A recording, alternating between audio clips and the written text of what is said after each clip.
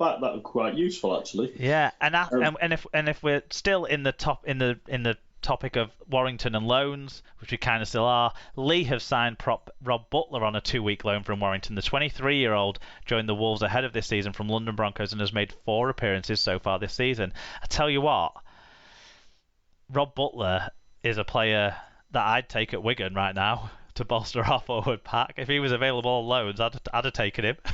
Yeah, I tell you what, shows where we are with our forwards, but still, you wouldn't mind Dan Norman either, I can tell you. I've been really looking forward to watching him play. He's been in and around the 19 quite often this season, and quite a few Saints fans have been waiting to see him pull on the Red V this year. He is a big lad. Something Wigan could really do with, to be quite honest, Mark. I think Butler's probably slightly further along in his progression, isn't he? When you think he's been involved in England night setups after his full season in Super League with London, where, if I remember rightly, he played in every single game, I think, or close to, in that season for London when they were narrowly lost out to in relegation there. But so I think, Lee have got a good short-term option there. Be interesting. It still won't win a game for them, but be interesting to hear reports from both Lee and from Salford fans about how these players go. We'd certainly like to see Dan Norman back playing at Saints at some stage this year. Yep. And other news across the channel, Catalan Dragons captain Benjamin Garcia has today signed a 3-year contract with the club. France international Garcia has previously played for Brisbane Broncos NYC side, arrived at the Dragons in 2013. He returned to Australia in 2016, signing at Penrith, but came back to the Catalans a few months later and quickly became a key player in the Dragons squad. Garcia, 28, has made 159 Dragons appearances and scored 29 tries. I can't remember when this was done, if it was before the Huddersfield game or after. It might have gone up to 30 tries. Yeah, could have done. And Alan Walker sent us a view. Very welcome news. Although he's foreign, taken to Catalonia like a native, I reckon it's the mountains that remind him of Provenza. He's an improvement on Yves Papa, and that's a high bar. He's a much better communicator. Yeah, he's had a strong start to his captaincy career, I think, at Catalans. Not damaged by the fact that he's got other strong leadership players in that group. Yeah. But he's been a big part of why Catalans have been so strong so far this season. You've got to acknowledge that, and I think this does acknowledge that, doesn't it? It does. A key pillar in their side. It does. They're certainly looking very formidable at the moment. Yeah, and part of that is the next player we're going to talk about. England international Tom Davies has also signed a new 3-year contract at the Super League club Catalans Dragons. The 24-year-old has been a revelation since joining from Wigan for 2020, scoring 20 tries in 21 games, and he also crossed in his England debut last month as well. Davies won the Super League Grand Final with Wigan in 2018, having scored 32 in 63 games for Wigan despite a long-term ankle injury limiting his appearances. His try strike rate has really turned around in this Catalan side, hasn't it? It's phenomenal. Yeah, certainly has. And Tom Andrews sent us a view on this. Shame, because I had him on my KR shopping list, but I guess he wants to stay in the sun of the south of France. Boring bastard.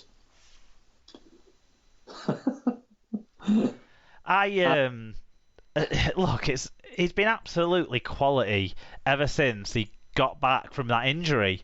He spent a lot of time building other aspects to his physique whilst he couldn't do anything on his legs, but it hasn't hampered him in terms of speed and athleticism and skill when he's done that. And it just showed, I think, what a character he is and what a guy he is. And I think he's a committed kid who works hard for what he's achieving right now, and he totally deserves it. He's a really nice lad. Yeah, he's certainly doing very well down in I the hope he south doesn't let me down now after I've said that. But whenever I spoke to him, he was very nice. He's doing well in a very good team, I think, down there. Other news, Wakefield have handed fullback Max Jowett a new contract that will keep him at the club until the end of the 2023 season. The 24-year-old Jowett, I can't believe he's only 24, has scored 24 tries in 81 appearances since making his Trinity debut in 2014. So he was 16 when he made his debut? No, 17. 17, that sounds about right, actually. Does sound about right. It just feels to me he's been around for ages, which he has, actually. So there you go. Yeah. It's a bit weird because they've signed Gaskell as well, doesn't it? It tells me that Ryan Hampshire isn't going to get offered another deal unless he accepts peanuts. So I expect Ryan Hampshire to be playing at Fev next year. Or Hull KR, possibly. Or Lee, because I guess they'll have a big squad turnover, won't they, when they get relegated, if they get relegated, if relegation happens. But I can't see him staying at Wakefield now with those other 1 and 6 options there. And also Alex Walker maybe might be a fullback on the market too, because you just can't have 3 going into those positions. No. Right. Some injury news. Huddersfield utility back Darnell McIntosh has played his last match for the Giants, Love Rugby League reported, after being ruled out for the rest of the season with a ruptured Achilles. The 23-year-old winger or fullback, who is out of contract at the end of the year, sustained the injury in Huddersfield's recent 17-10 defeat by Hull, his rumoured destination for next year. Club captain Aidan Caesar may also have donned the claret and gold for the last time after sustaining an ankle injury playing for the Combies against England. So that's some serious issues injury-wise for Huddersfield. Two big players in that side. It is, and they've been struggling anyway. So to lose, critical players like that at this stage is really bad news for Huddersfield fans. It's absolutely not what they'd like to see. No. He's a class player, Darnell, as well. I think he's a really talented kid. There's a few things in his game he probably still needs to iron out a little bit. We've talked about them when we've analysed his performances over the last 2 or 3 years. Concentration is one of his weak spots, but skill, athleticism, ability.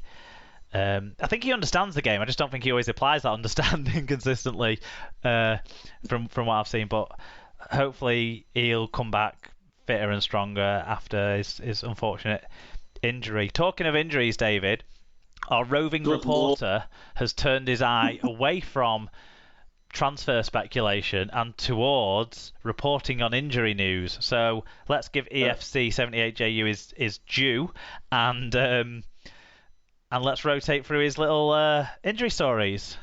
Okay, I'll start with his first report, which is on Jake Connor, who sustained a knee injury while playing for the Combies, who beat England last Friday. According to Brett Hodgson, he's damaged his ligament, which is normally a season-ending injury for players, but he's lucky he can play again this season, hopefully. Yeah, it's a shame for Connor if he's going to be out for a long period of time. I haven't seen an actual official report on the expected length of time out, but it will be a few weeks, and gives Connor Wrench an opportunity, doesn't it, with Jamie Shaw still getting back to fitness as well at Hull from his bad injury. So Hull will miss him, though. They will. He was playing well for Hull up until through to the semi-final, really, and I think Hull will miss him. It's a shame for him because he seemed to be getting into his stride. There you go. Yep. EFC has also told us about John Bateman, who he said will be in a boot for about a week and will be out for 6 weeks after straining his ankle whilst playing for England. So that means he will miss the game with St Helens, which is a grand final rematch. Adrian Lamb reckons he will have him back by 3 or 4 weeks, but for now he'll have to work out and get back on the pitch after his injury recovery has been completed. Yeah, lots of pictures of him sat in his front room with his little boot on and stuff have popped up on his Instagram over the last few weeks. that was an unfortunate injury that Bateman suffered, and it has given an opportunity to young Kai Pearce-Paul in the Wigan side, which is one of the very few shafts of sunlight breaking through the miserable dark clouds over the DW. But John Bateman's injury is one of those dark clouds because everyone loves a bit of Batty. It'll be interesting to see whether Pearce-Paul can retain his place in the match day 17 once Bateman's back. Obviously not taking Bateman's place, but I feel like he might benefit from a spell of being a bench option. I don't think he can start and play 80 minutes every week yet, no. Kai. I think it's all developing for him to be a more important player in a year or two's time in this squad. He's still only young at 20 years old, so but this is a good part of his learning experience. Yeah. Good opportunity for him to develop now. And then final injury news from EFC. Ben Reynolds is due to be sidelined for approximately a couple of months. Lee Centurion's halfback sustained the injury in the Warrington game last Thursday during the 44-18 defeat, and the club are awaiting final details of a scan on his knee. They can't afford to lose Ben Reynolds either, so it's a shame for Lee. They've got plenty of other options, haven't they? Braley. They keep moving them round. Braley, Elliott, Wildy can drop in there, and Jamie Ellis, and it's the problem is none of them are great options, are they? Unfortunately, but Ben Reynolds is a talented player. We also got a random Sam Powell comment from AFC78JU. He said, "No one does not want to hear about Sam Powell leaving Wigan Warriors. All we want him and his agent to do is get the paperwork sorted, and Powell will be signing on that dotted line to stay at the DW Stadium for next season. He is some player for the Cherry and Whites." I'd be surprised if Sam Powell played anywhere else in his career. But we'll see. He certainly fits into a long line of dirty hookers at Wigan, that's for sure.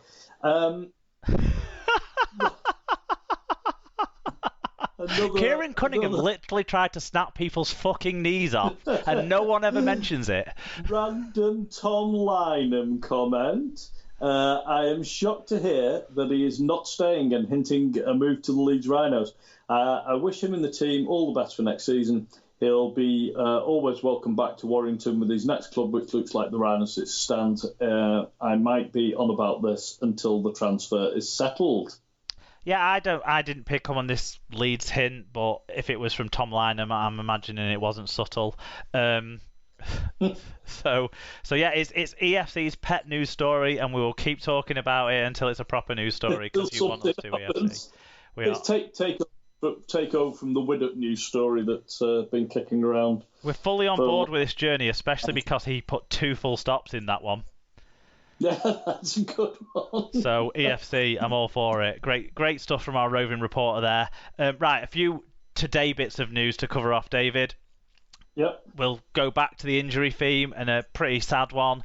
Teenage outside back Jack Broadbent could be out for up to 12 weeks with a serious ankle injury. His club, Leeds Rhinos, have confirmed the 19-year-old was injured in Monday's 22-16 win against Warrington, going off after just 15 minutes. And of course, that came one game after he'd just scored 4 tries for Leeds against Lee.